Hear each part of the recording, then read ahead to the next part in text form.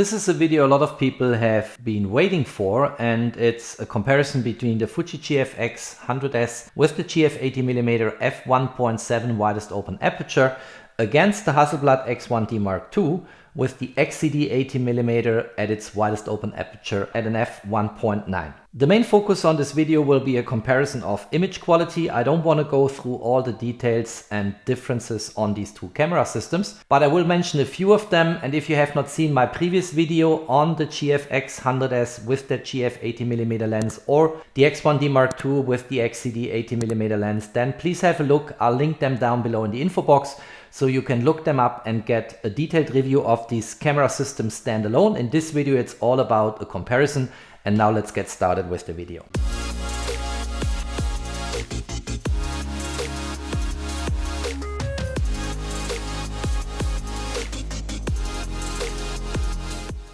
I really want to move on as quickly as possible, shooting these cameras side by side and having a look into the performance of the lenses and the sensors.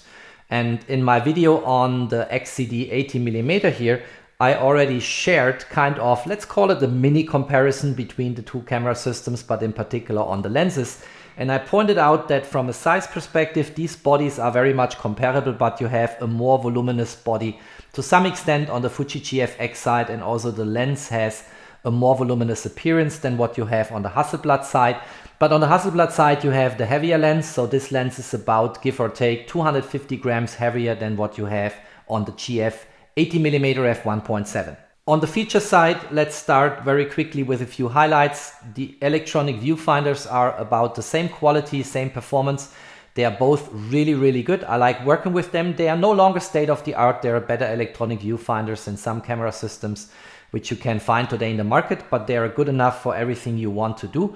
From a design perspective, the Fuji GFX really is state of the art and has also lots of manual controls, whereas I pointed this out in my last video on the Hasselblad side, it reminds me a lot in Leica. You have a very minimalistic design. The philosophy of Hasselblad is that nothing should distract you from, let's say, the fine art photography you want to do, and your creativity should not be distracted by too many elements of control or by too many design features. That's why it is very minimalistic on the camera body as well as on the lens. And I should say I like that. I'm a Leica shooter. People know that this is kind of my style here. I think if I have a certain job to do, I also like the many control elements I have on the Fuji GFX 100S and just the pure technology you get here in this particular camera body and also in the lenses. At the core of the two camera bodies are the sensors, and here you have 50 megapixel. It has no in-body image stabilization, and here you get 100 megapixel with a multi-shot option up to 400 megapixel for still scenes.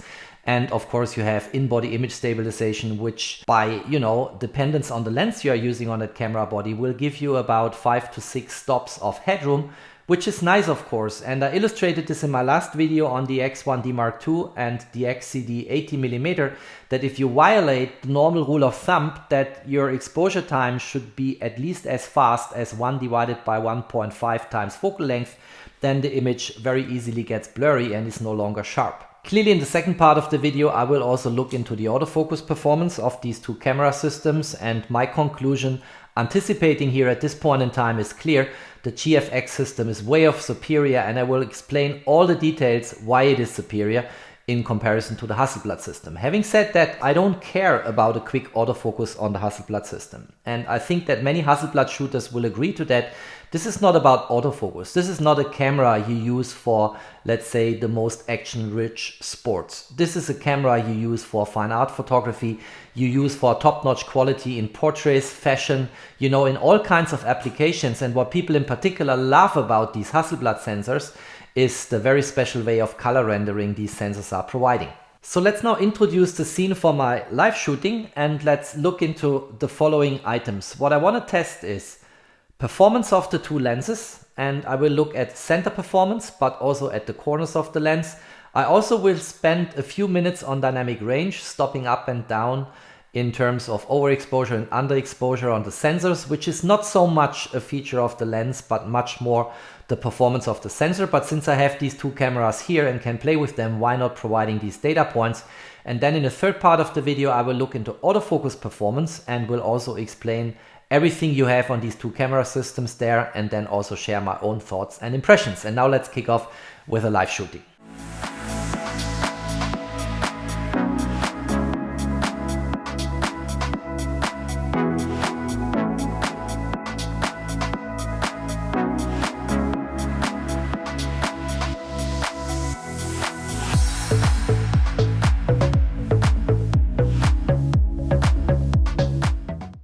I will take the first sequence of shots with the Hasselblad X1D Mark II and the XCD 80mm f1.9 mounted on the camera body. And I will quickly show here my setup, and I will shoot first widest open at f1.9. On the Fuji this will be f1.7. I will go in fully manual mode here with spot metering and a 5-second self timer, in order to make sure that the camera is really sturdy on the tripod. We have no shakes and vibrations. So no influence from the environment, which could actually endanger the quality of images we are shooting here. I will shoot at an ISO of 100 and 1/40 seconds of exposure time. And that's basically the setup I'm choosing here. I will also use manual focus to make sure that it is not due to the autofocus that one or the other image is more or less sharp. And later in the second part of the video, as I said at the beginning, I will also look into autofocus performance. But here this is really about performance of the lens. And in the first sequence of shots, I will focus at performance of the lens in the center of the lens. And then we'll also look at the borders or the corners here in the lens, of course. But for the time being, let's focus on the center. And I think I will also use the opportunity to look a little bit into dynamic range later, but that of course is mainly a feature of the sensor and not so much of the lens, although they are both need to play together to achieve the perfect image quality. So let's autofocus here. And by the way, I can switch to manual focus at this button of the top here. And if I push it once, it switches to manual focus here indicated by MF, and it also gives me the focus peaking kicking in.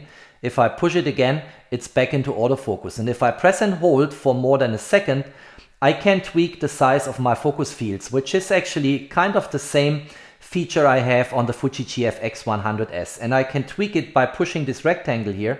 So this is now the smallest size, this is the largest size, and this is medium size. And all in I have 117 focus points here on the Hasselblad X1D Mark II, but they are all based on contrast detection and not phase detection. And as I mentioned in my other video recently on the Hasselblad X1D Mark II, contrast detection is typically not as good as quick as phase detection, and we'll come to that later when we look into autofocus performance and speed of autofocus. On both cameras, I want to focus on that particular part of this Leica M5 camera, which is my subject for this shooting. And I want to have the engraving Leica M5 pinpoint sharp. So let's switch to manual focus here. Let's zoom in by pushing the star button, and then let's manually correct the autofocus here, and let's get this pinpoint sharp. Looking at that, this is too much. Going back, too much. Actually, manually focusing with XCD lenses is just perfect, because you have these very silent clicks in the lens, which makes it very convenient. I think this is it. So let's take the shot, 5-second self timer, and then let's look at the result here. I think that's it. So let's zoom in a little bit to see what we got here. And I think this is a very sharp image. Looks really, really good. You see all the details here. It's a shallow depth of field based on an f1.9. but it is very sharp where the focus was sitting. Now I will repeat all my images and later share the parameters of these images in the same way. I will repeat them with the Fuji GFX 100S with exactly the same parameters. The video would be way off too long if I monitor here every single procedure I'm doing. That's why I switched the video off now and come back later when we exchange the X1D Mark II for the Fuji GFX 100S.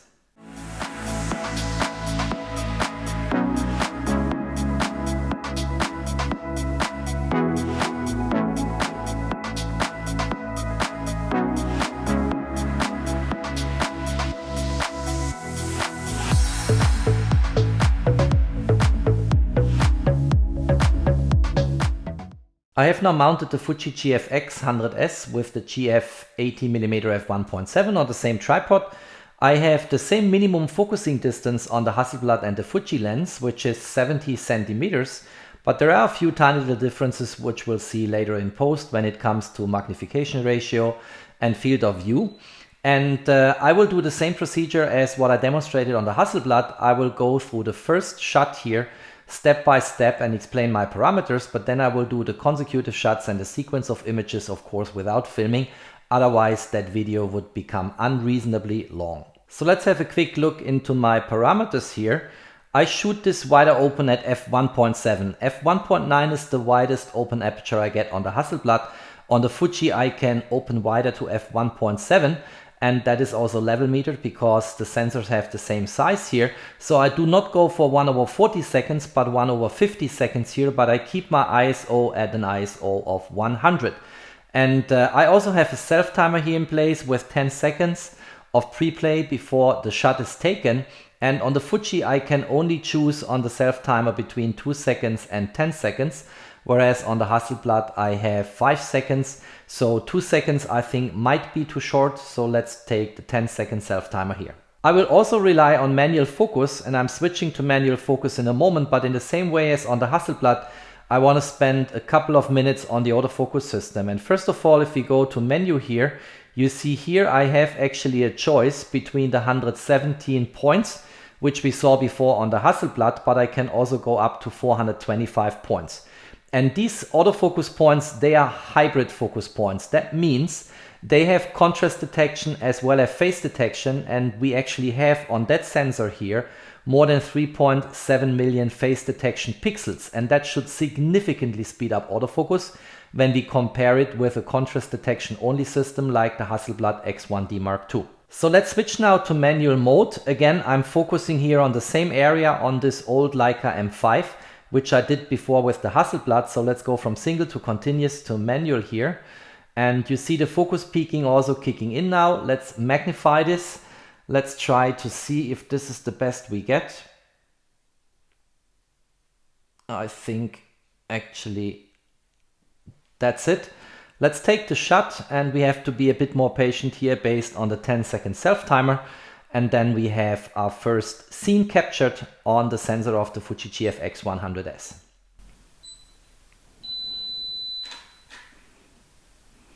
Yeah, I think that's it. And I will do in the same way now with the same parameters, all the shots I did already with the X1D Mark II. And then we'll compare them in post, but we'll also look into the corners of the lens and the performance in the corners, I should say, in a moment, of course. We will now go through the images from the live shooting, and I will start with the images where both camera systems were shot widest open. Image composition is about the same here. I moved the tripod a little bit when I changed cameras, but you see the size of the two cameras is about the same. The background blurriness is pleasant. I like it, and I think in general these images are similar, and at the same time they are not similar based on the coloring or the color rendering from the sensor, which I think I mentioned various times on my channel, that Hasselblad and Fuji have a different color rendering coming from their respective sensors, despite the fact that both have a color profile of Adobe RGB. In terms of post-processing, I left the images as they came out of camera with one exception. I made sure what I just mentioned, color profile is at Adobe RGB, and I pushed up the shadows a little bit on the shadow slider in Lightroom to get more details on the leather structure of this Leica M5 camera body. And I think it's time now to zoom in a little bit. I will do this at different zoom levels because we have on the left hand side the 51 give or take megapixel from Hasselblad, and on the right hand side close to 102 megapixel. So I will have less cropping in on the Fuji side to make the part of the image we are seeing compatible. Exposure time here on the Hasselblad, as you saw in the live demonstration, 1/40 seconds, ISO 100, widest open at f1.9, and on the Fuji also widest open, which means f1.7, 1/50 seconds, and also an ISO of 100. Let's now zoom into the images to have a closer look. And on the Hasselblad, I crop in by 100%, on the Fuji by 66% based on the scale Adobe Lightroom is offering here. That's the closest match to see about the same part of the images. And if we now go around here on this camera body, no matter where we go, everything is super crisp and super sharp on both camera systems. There is absolutely nothing to complain. If you look at the details here, they are both really, really good. And I think the only point I would make is maybe, and that's my subjective impression, the Hasselblad image on the left-hand side is even a tiny little bit more tech sharp than what you have on the Fuji, but that can very well be due to the fact that widest open f1.9 is nevertheless stopped down a little bit compared to widest open f1.7 on the Fuji GFX and the GF 80mm. But in general, the performance of both lenses is absolutely terrific. Already at the widest open aperture, if you look at the performance at the center of the lens. I also tested the behavior of the lenses when I stopped them down, and I looked at f2.8, f4 and f8, and again the center performance of both 80mm lenses is just terrific. And here is an example at an aperture of f4.0, ISO 100 again, 1/8 seconds exposure time. And if we look into these images, your depth of field is no longer as shallow as it was widest open, of course. And on the sharpness side, it's anyway hard to top what we saw when we shot them widest open.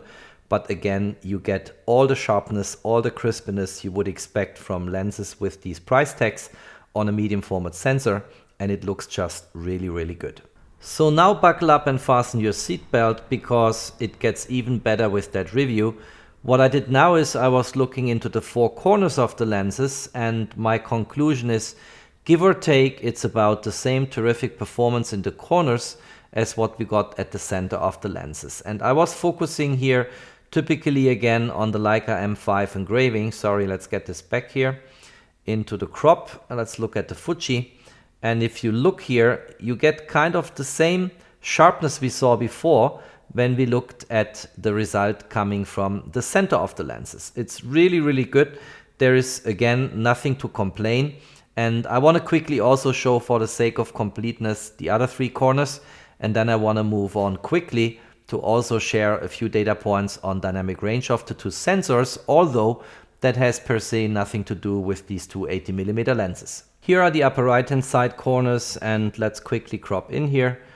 Again, very sharp, looks very good, and in general, same story as what we saw on the left hand side at the upper part of the image. Maybe here on the leather structure a little bit more soft than what we had so far, but nevertheless a very good performance. Same story on the lower left hand side here. Let's crop in into the corners, and if we look into that, it's a fantastic performance. So that usual softness, if you shoot lenses widest open in the corners of lenses, is just not materializing here. The performance is as good or almost as good as if you would look into the performance at the center of the lens. Last sample here, lower right hand side corner, same story, just to provide proof of evidence here. Very good performance on sharpness, not really a loss of quality in the corners, and I think we can move on now to dynamic range. So here's now a little excursion into dynamic range, and dynamic range is a sensor property and not primarily a lens property. And here I have two images, left hand side Hasselblad again, right hand side Fuji, which are totally underexposed. And you might remember that at f4.0, which is the aperture I used here, we before correctly exposed at 1/8 seconds. So here we exposed at 1/60 seconds, which corresponds to, give or take, 3 stops underexposure. ISO of 100 on both cameras, and let's try to get them now correctly exposed in post, and then let's compare the two images. So this is now how these two images look if I push up the exposure slider by 3 full stops in Lightroom. And the result is quite good if I look at that. There is no noise, no grain. It's the full sharpness here and crispness we get.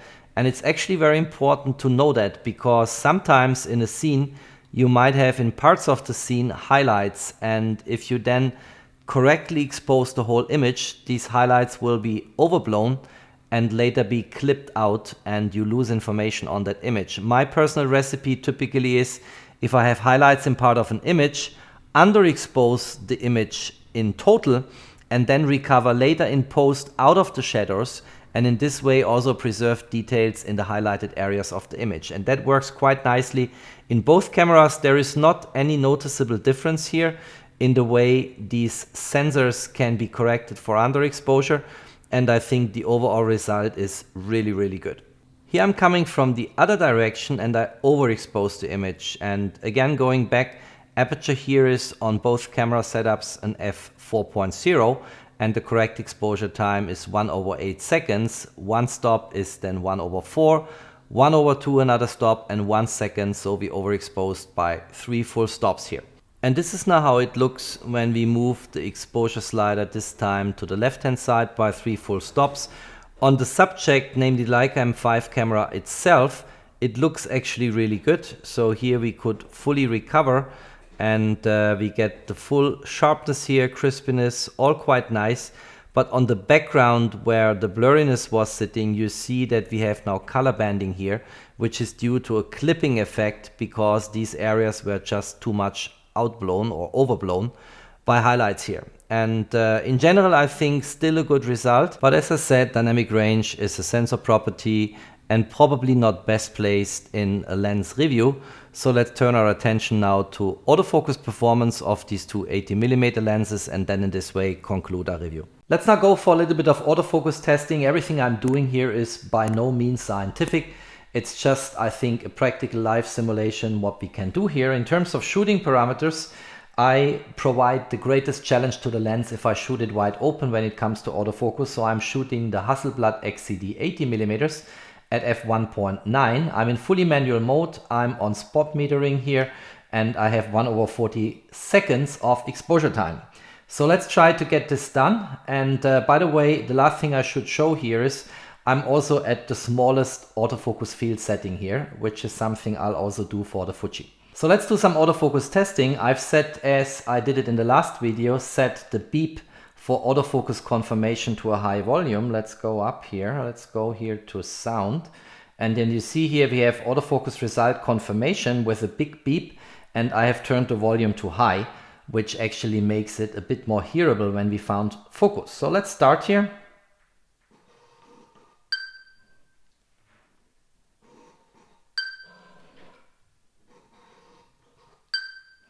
On the screen in the background.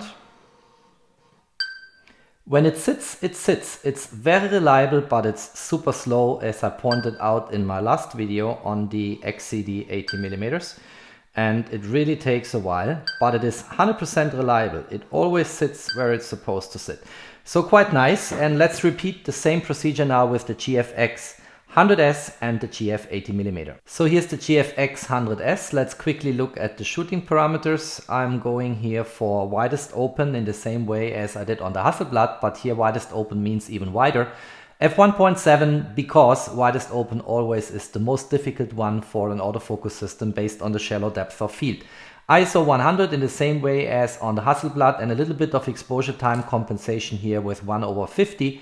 Instead of 1/40, since the aperture is wider open. Again, not a scientific test, but let's see what we get here. As I said before, we have here a hybrid autofocus system. So we have contrast detection combined with phase detection, more than 3.7 million of phase detection pixels on the sensor. And all in, I'm going here also for the smallest size of the autofocus field, which is this one. Maybe to make it fair, let's take this one here. I think this comes close to the Hasselblad setup. This is a little bit an over exaggeration here, I guess. And we have 425 active autofocus fields in that hybrid setting between contrast and phase detection. Let's go into menu and let's try to get this autofocus confirmation beep also to a loud volume here. I think that's it. And now let's have a look here. So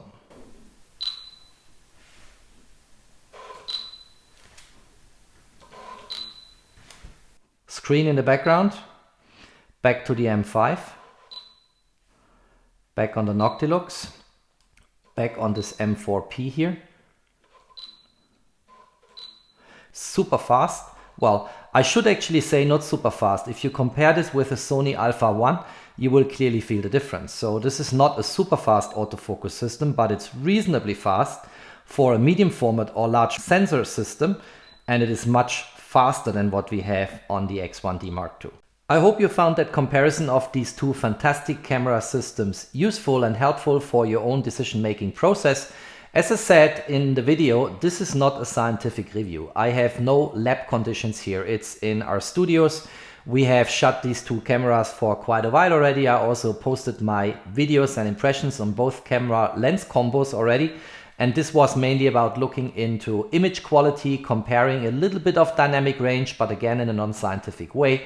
And also looking into the sharpness of these lenses and the performance of these lenses in different areas of the field of view. Both camera systems are absolutely stunning and fantastic. Both camera bodies are absolutely superior to almost everything you find in the camera market today. These two 80mm lenses, they are absolutely gorgeous. You get footage out of both, which is basically not from this world, as I have mentioned several times in my videos. And there are differences which I pointed out in autofocus speed, you know, in the comparison of the images, but in general both systems are very, very good. Clearly in terms of resolution and reserves in cropping in, the Fuji GFX 100S with the GF 80mm has an advantage, and in-body image stabilization on this camera body also provides you an additional 5 to 6 stops as reserves when it comes to exposure times. On the Hasselblad side, what always fascinates me is the way these Hasselblad sensors render colors. I think it's a fantastic sensor you have in here, and I mentioned it several times on my channel for the professionals at DxOMark when they test sensors. The X1D Mark I sensor, I should say, is still leading the league table of top-notch camera sensors.